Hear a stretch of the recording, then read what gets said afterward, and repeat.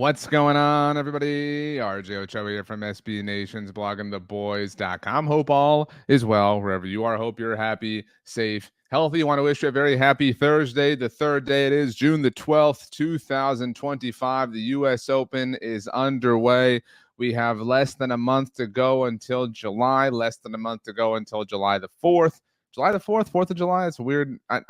I've realized right now I never said it as July the 4th. That was very awkward. That's my bad, everybody. But which means we are closer and closer and closer to football season officially beginning, the best time of the year, obviously, but not trying to rush things. We all want to enjoy the summer. In fact, got a glass of sweet tea right here, cut up a watermelon. You know what I'm saying? Like, we got to soak up the summer fun while we can, because there will come a day, even though we love football, where we miss the rays of sunshine. But here Thursday for the weekly Bleacher Report show I do. You can watch these live every single Tuesday and Thursday at 6 p.m. Central Standard Time in the Bleacher Report app exclusively. You can also catch them on demand in the BR app. You can follow me right down below if you're watching on Bleacher Report, and that way you never miss a single one. You can also watch these on demand on the Blog and the Boys YouTube channel. Salute to everybody over there. Please like the video. Please subscribe. Got lots of stuff popping. Got lots of stuff scheduled for you to get through the time between today and training camp, because we are officially entering the last doldrum. I've been preparing you, but don't worry, I'm going to have you covered all over the Blog on the Boys YouTube channel. And if you are on YouTube, go down to the links in the description below. You will see the link to my YouTube channel, my personal one.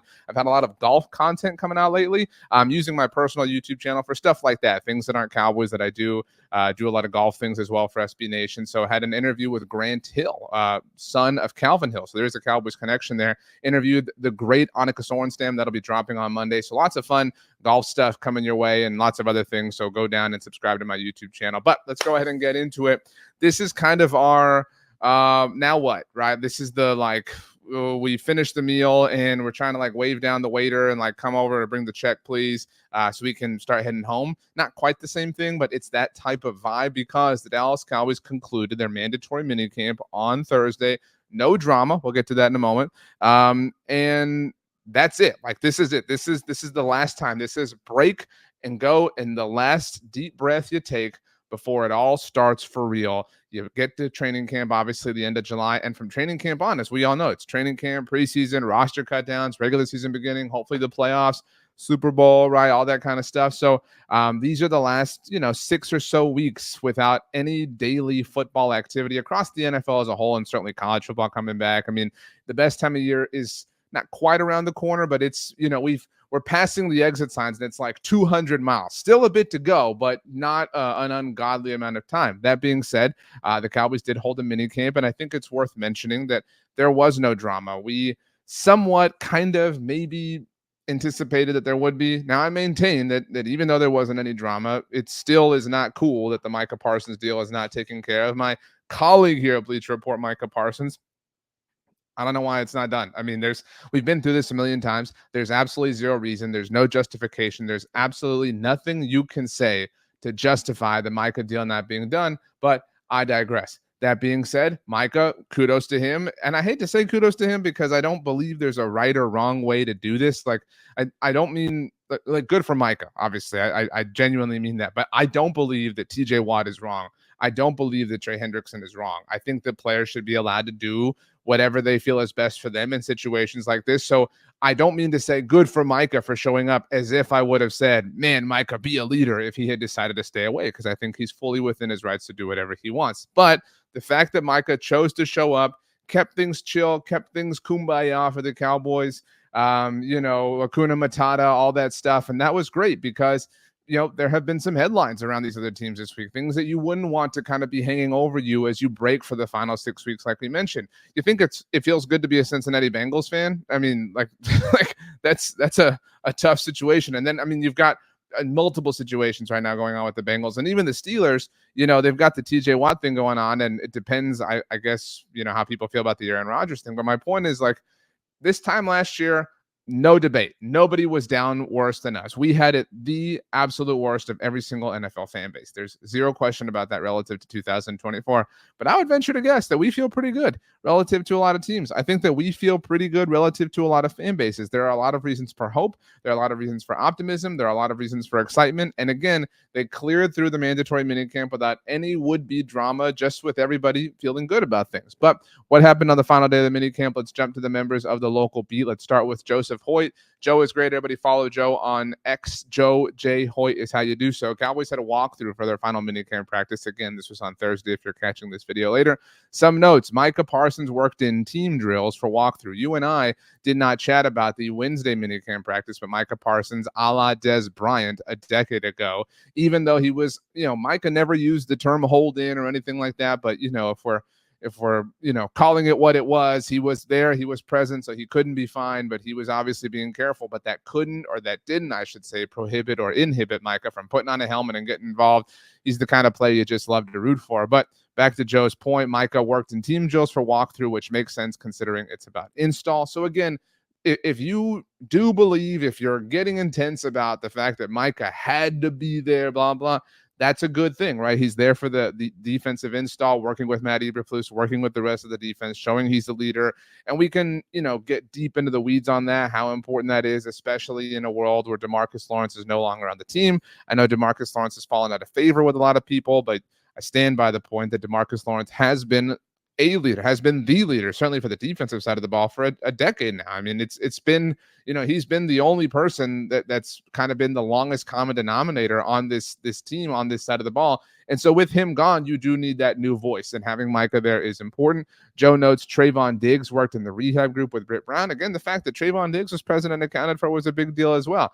And Joe noted that he heard a "here we go" cadence. All right, now the "here we go" thing, I do not really care about this, if I'm being completely and totally honest with you. In fact, I can't really stomach the ability. I can't really generate the ability to care. I think it's fine. I never thought it was amazing. I think it's cool. Dak says it. It's a GIF, whatever. If they want to change the cadence, cool. If they don't, fine by me, whatever. But you obviously have to have a cadence. And if that's it, and if Joe Milton can do it, and if Will Grier can do it, then, cool. Let's go. Let's see here. Sorry, I was making sure my phone or my watch wasn't blowing up. Let's go back to Joe's Twitter thread here. Kenneth Murray was the only person wearing a helmet on defense. The reason he's the green dot currently, as he told Clarence Hill Jr. Clarence and Joe work for DLS Sports. Go follow them as well. Kalen Carson was working as the outside starting corner alongside Deron Bland, who was in the slot, and Kaiir Elam. A good sign for Carson's recovery. All due respect to Kalen Carson, we did talk about this on Tuesday after the notes that we got from that session, how the Cowboys were working with Deron Bland in the slot, Kaiir Elam getting some work outside. We've obviously seen different combinations, different permutations. Trayvon Diggs is coming back. We know he's a boundary corner. We know he's going to be playing on the outside. That's not going to be a shock when that comes to pass. But as we said then, as we kind of talked out loud, as we kind of fleshed out, it seems very clear that, and look, I'm not saying that this is breaking news, holy crap, everybody freak out, but it seems clear if we just put connect the two dots that we're seeing here, it seems clear and obvious that the Cowboys want to play Deron Bland in the slot. They obviously have a positional need with Jordan Lewis leaving in free agency. And to be fair, it's where they wanted to play Deron Bland prior to the Trayvon Diggs injury 2 years ago that forced him outside and led to the record and everything and all the stuff that we've said a million different times. This is cool and this is interesting. And again, you can't take a lot away from this time of year, but what you can do is you can start to, again, see the pieces of the puzzle that this is going to go here and that's going to go there. And so in a very broad, ambiguous way, I think we are able to, say with maybe not beyond a shadow of a doubt, but with some legitimate conviction that the Cowboys clearly want to play Deron Bland in the slot. So any idea that you have, any way you're formulating your 53-man roster or your, depth chart, your 2 deep, however you're putting this team together in your mind or on your whiteboard, it should involve Deron Bland and nickel. And again, I know that we've somewhat speculated that this is going to be the case for a long time, but this seems to be the most legitimate this week, the most legitimate, confirmation that could wind up being the case. Nothing is official, obviously, because we're in the middle of June. And if we're making some serious proclamations in the middle of June, then we've got some deeper issues. Let's get to the posts from Nick Harris of the Fort Worth Star Telegram. Nick is great. Everybody go follow him at Nick Harris, FWST, for the Fort Worth Star Telegram. These are his notes from the Cowboys walkthrough again. Everybody was clear to note that that's what it was. Micah worked with the team in individual and team drills. Trayvon Diggs worked with the rehab group, etc. No music in the start today. Bummer. So we clearly heard the here we go cadence from Dak Prescott, Joe Milton, and Will Grier. Again, it does seem, again, if we're trying to stretch things out, whatever, blah, blah, blah, or not stretch, but connect the dots that are stretched out, like the here we go cadences. I don't want to say back because where did it go? But, here to stay, I guess, is a better way to put it. This is interesting from Nick. Let me put Nick back up on the screen here. Saw TJ Bass taking some snaps along with Cooper Beebe, Brock Hoffman, and Dakota Shepley. I know that we know. Let's also read this next one. Saw Austin Richards lined up as an extra offensive lineman tight end. Obviously, Cowboys have some options if they go jumbo. Hakeem Adeniji rotated in at left tackle with the ones. A lot of mixing and matching behind Tyler Guyton throughout the offseason programs. Now, I zipped through these because one of the things that Brian Schottenheimer said a few weeks ago now during OTAs was he was asked about Tyler Guyton and how much he was getting work with the ones. And people make a big to-do about this, obviously. Oh, man, he's not working with the ones every single snap. He's a bust. This was a failure. You shouldn't have done this. Did I say Tyler Guyton? I meant Tyler Booker. Obviously, you understand the confusion. You get my point. That being said, I think we all the point here is we all believe, man, this is I really have never tripped up that badly. Like, I've definitely mistaken one of their names for the other on accident at one point in the last few months, but that was a real, like, it took me a long time to recognize what I did there. That being said, I think we all believe from left to right this offensive line. Let's get the names right here: Tyler Guyton, Tyler Smith, Cooper Beebe, Tyler Booker, Terrence Steele. Awesome. That being said, one of the things that caught my eye that Brian Schottenheimer said a couple of weeks ago now, again during OTAs to get my point back on track, he was asked about Tyler Booker, the first round pick this year. It's very amazing. But that being said, he said, yeah, we're working him in, this and that. He's getting some snaps of the ones, whatever. And people freaked out. Like I said, oh, no, he's not getting all the snaps, whatever. Okay, that's normal, right? We're cool. Like, it makes sense, rotate guys in, whatever. You can't just have him absorb every single, first team rep from now until the end of time, whatever. That's totally fine. And this could have been gamesmanship. This could have been, true in a casual general sense. This could have been whatever from Brian Schottenheimer. But he said, yeah, we're moving dudes around. He said, we're moving, I forget the exact quote, but he said, we're moving Booker around. I think he said we're moving TJ Bass around. He said, we're moving Cooper Beebe around. That was what he said. He said, we're moving Cooper Beebe around. And again, he said it and meant it in a experimental sort of way, not in a declaration sort of way, like, yeah, we're moving him. He's no longer going to play center. So the reason that I found that to be rather interesting, the reason that I found that to be kind of, that's, okay, what, the reason it perked my ears up was why. I mean, it makes sense to move Tyler Booker in and out. It even makes sense to rotate Tyler Guyton in and out. And in that same vein, it obviously makes sense to rotate Cooper Beebe in and out. But it makes sense to rotate him in and out to give somebody else some shine and some chances to, snap and work at center, et cetera, et cetera. Where else, like, what would the circumstance be that would lead to Cooper Beebe starting anywhere but center? What is that world? That's the question that I have. And again, I'm not even necessarily saying that Brian Schottenheimer said that world exists, but that's the question that was generated in my mind when he went down that line of thought, when he walked that way, was, hey, there is a possibility, or at least we're considering all possibilities. And maybe that's all it is, right? Maybe it's just we want to look at every single idea possible to make sure that we don't miss one, because that one could have been worthwhile. I get that, and I understand that, and I endorse that. I'm a fan of that, but that's all I was interested in. And that's, why we're ultimately so antsy and excited for and raring to go for training camp, because, these OTAs and minicamp practices are great, and walkthroughs, whatever, are great. But, it's training camp when you really, we have two dots to connect. That's kind of all you get throughout OTAs and minicamps. You just get these two dots, and you got to say, okay, how many ways can I connect them, right? You can draw a straight line, or you can draw a semicircle on top, or you can draw a semicircle on bottom, or you can zigzag your way there, and you can zigzag your way the other way. You can do a sine curve. You can do a cosine curve. You can go like diagonally and diagonally on the bottom. Like, we're trying as many different ways as we can to connect two different dots. That's all you get. That's the, it's a shallow. It's a shallow. I was going to say the words dry and shallow at the same time. It's a Drallo time of year. where we're trying to connect true dots in as many different ways as possible. But training camp, oh man, you ever see like one of those TikToks where they have like a dog and like a pinata or something, and the dog, it's like kind of like a pinata, and the dog jumps up and yanks like a rope that's attached to like a cardboard box. And they do it a few times, and then finally the dog jumps up and yanks her up, and like 63 balls just drop out or whatever, and the dog's like, holy crap, I have no idea what to do with myself. And there's other dogs there, it's a party, whatever. That being said, that's what training camp is like. Training camp is like, we finally pull down that rope and the 63 different balls drop, and we're like, okay, well, we've got these balls and these connect this way, but these connect that way and these connect this way. You get so much more information, so much more opportunity, so much more data, so much more information to kind of glean through and sift through and work out and figure out, and ultimately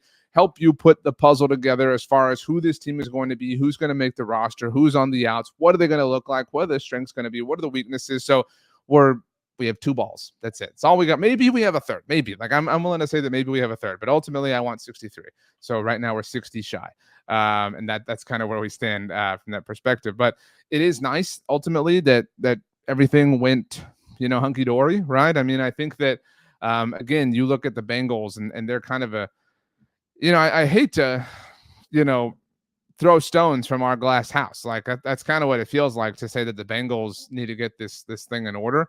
The Cowboys don't have an issue with, to be fair, Donovan Izuraku doesn't have his contract signed, but he was there. He was good. All seems like it's going to work out. This Bengals thing is very whatever, but if the way that the NFL world is dunking on the Bengals right now, right? Because we're all saying the same thing and we're all right. We all are correct in saying the Bengals are being ridiculous. This clause they want to insert, it's silly, it's dumb, there's no reason, it's only causing drama. You are incorrect in literally 0 ways if that is your opinion. I imagine it's opinion. I don't know anyone out there, and I'm not in Bengals Twitter, but I mean, I don't know anyone out there who's like, y'all don't get it. The team is right here. I just don't think that that's happening.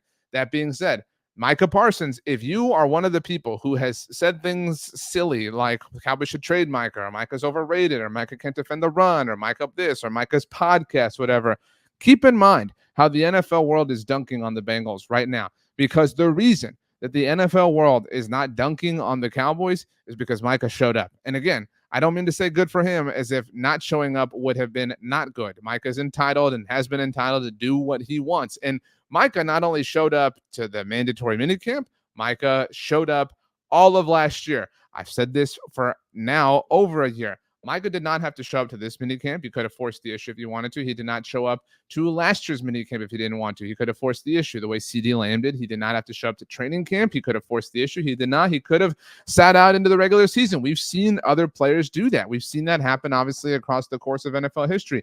Micah has already played an entire year where he was eligible for a contract extension. This is number 2. We've already done this song and dance. We've seen this routine. We've seen this movie. Yeah, Doc, you and Marty, you're going to get in the DeLorean. You're going to time travel. You're going to leave for some reason that you can't explain. And Marty's going to get in trouble. And then you're going to show up and try to help him fix things, but you're going to make a bigger mess out of the problem, right? Like we've seen the movie before. By the way, Back to the Future, greatest movie of all time. I won't entertain any other opinion. If you think otherwise, I'm sorry, you're incorrect. That being said, Micah saved the Cowboys, because if Micah had chosen to flex and to make matters more difficult and to whatever, this week it would not have been, man, the Bengals are cheap and the Bengals are dumb. It would have been, what are the Cowboys doing? They could have extended him all of last year. They didn't. They are always doing this. CD, Dak, DeMarcus Lawrence, Dez, whatever. Pick your player over the course of the last 10, 12 years at this point in time.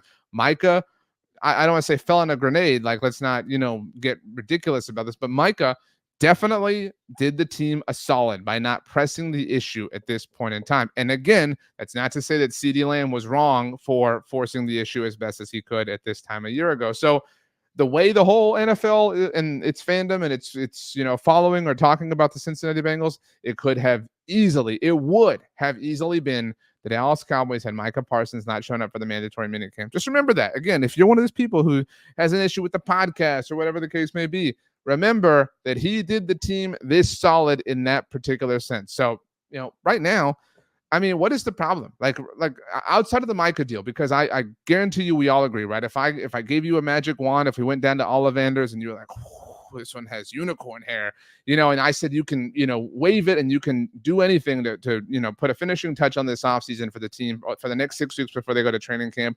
I think that one thing, maybe a week ago, some people that would have been sign Nick Chubb or whatever, but you get my point. That most people would say, I want the Micah deal done. So this isn't a thing. This isn't a distraction. We don't have to worry about it with training camp, even though Micah has already said he's going to report to training camp with or without the deal. Again, doing the team is solid. That being said, we all agree with that. And if we understand this and we put it in its own kind of special box because the Cowboys are silly, what's the thing? What do you feel like they need? What do you feel like is broken? What do you feel like they have to fix? It's kind of hard. I mean, I know these are like famous last words type, statement here, but I mean, what is the issue? I think we have some questions. Certainly, we have some questions as to who's going to emerge at certain positions, who's going to become, the primary running back, who's going to get the lion's share of things, what's going to happen at corner. Can Kaiir Elam really keep this up because he's playing, or at least playing to this point really well and impressing people and kind of carving out a spot and proving the front office wise for flipping a comp pick for him. Good for them. And look, I mean, Kenneth Murray, I know that, nobody on the internet thinks much of Kenneth Murray, but to the point that Joe Hoyt brought up, wearing the green dot, think about this for a second. There were 4 trades that the Cowboys executed over this offseason for veteran talent, obviously. One of them is George Pickens, which speaks for itself. The others are Kenneth Murray, who is wearing the green dot here in the Dallas Cowboys defense, which is significant.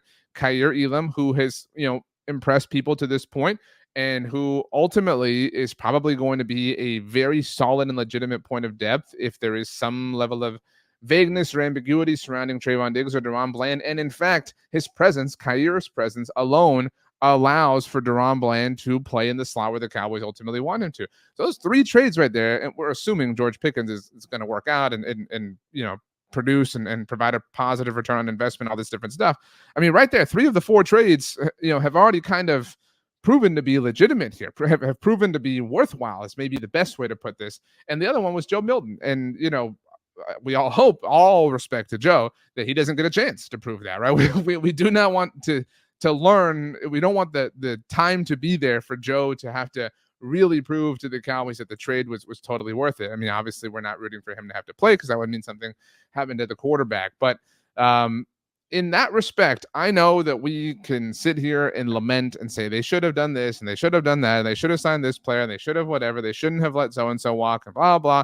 They're never going to be perfect in free agency. We understand that. And they did, most of what we asked them to this offseason. Again, the Micah deal notwithstanding.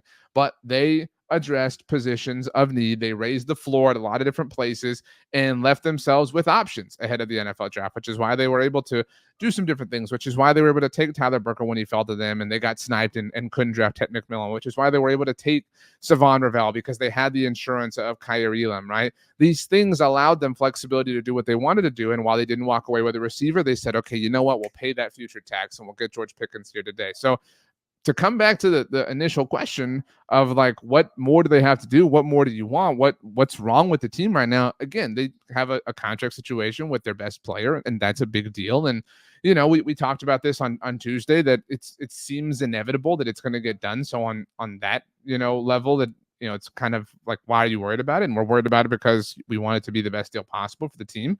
But dare I say that they're kind of ready because this is it, right? This is, the last stretch before it begins, like we said, and they seem to have done the work. They seem to have done their job. Now, the proof is not here yet, right? You cannot win people over. You cannot prove anybody right. And similarly cannot prove anybody wrong at this time. You can't do it in July when you get to Oxnard. You can't do it in August. You can't do it in the preseason. You can't do it when the new Netflix documentary comes out. Ultimately, this is all going to be justified positively or negatively by what you do during the regular season. Do you live up to everyone's worst expectations? Is Brian Schottenheimer a failure? Or is all of this real? Is the energy and the magic that he seems to speak with that has captivated a lot of people, myself included, is that representative and emblematic of a dude who knows what he's doing and is building a positive culture that's going to take root and translate into wins? And if it does, then holy crap, we celebrate, we have a good time. Again, we all understand. We've all been through this.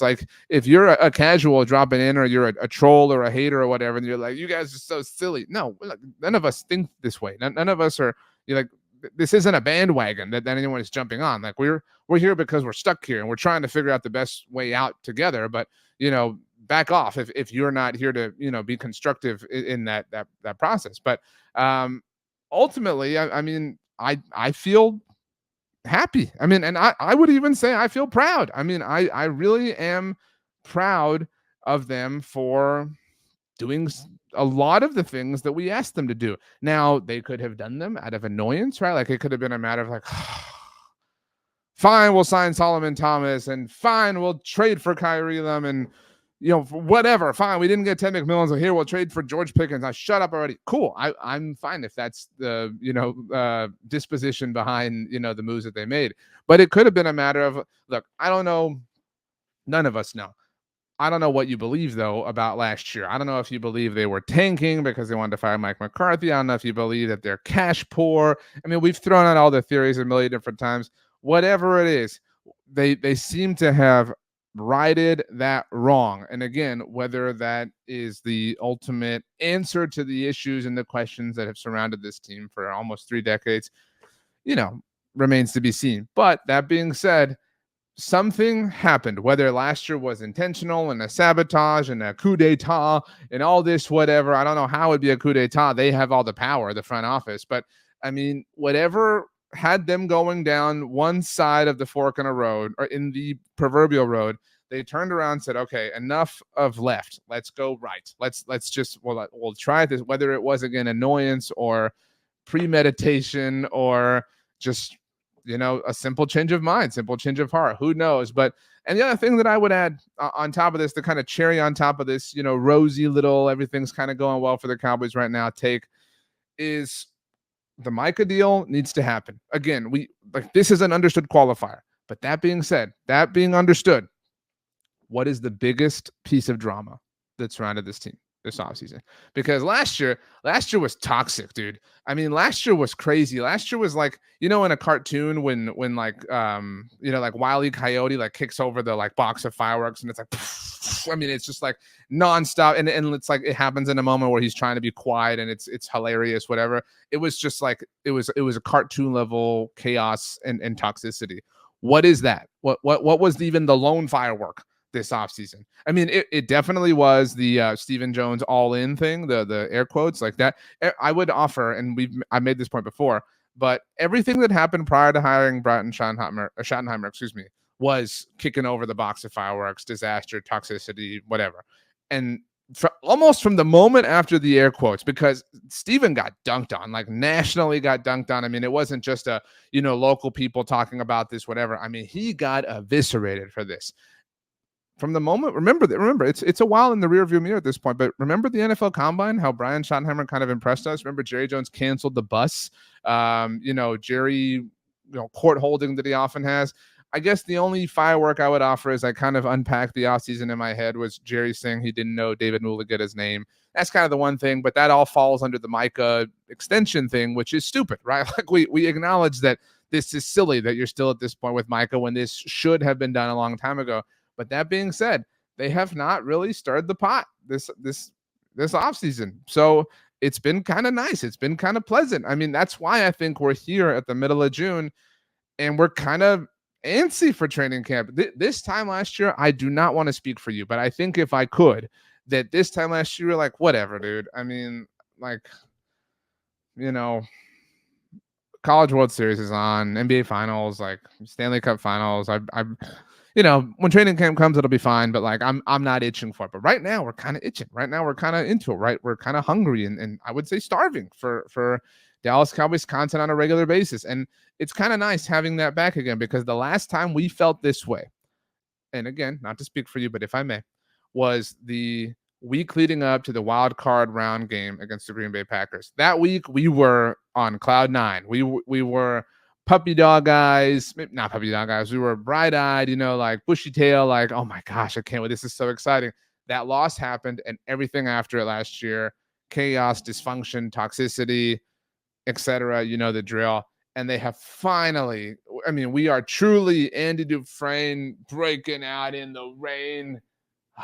And I don't know that we'll make it to paradise. All right. I really don't. I don't know if Morgan Freeman's going to meet us there, whatever. But all I know is we're out and we're no longer in the stuff that we were crawling through. At the very least, we're in the rain. We're getting washed, rinsed around, And I'm grateful for that. I'm grateful for all of you. Thank you so much for hanging out, watching these shows, whether you do in the Bleacher Report app, or on the Blog on the Boys YouTube channel, or if you hang out with me on social media. You mean the world to me. And I hope you have a wonderful rest of your day. I hope you have a wonderful weekend.